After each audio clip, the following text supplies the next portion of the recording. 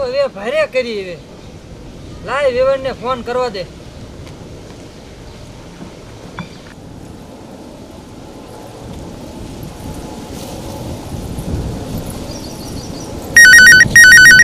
એટલે આ કોનો ફોન આવ્યો?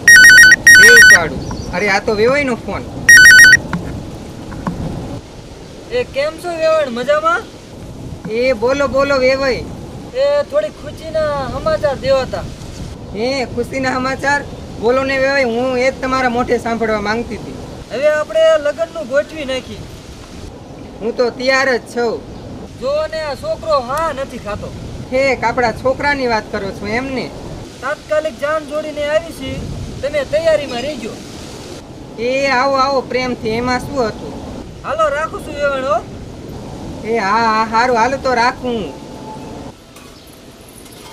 અરે બટા શું કરે?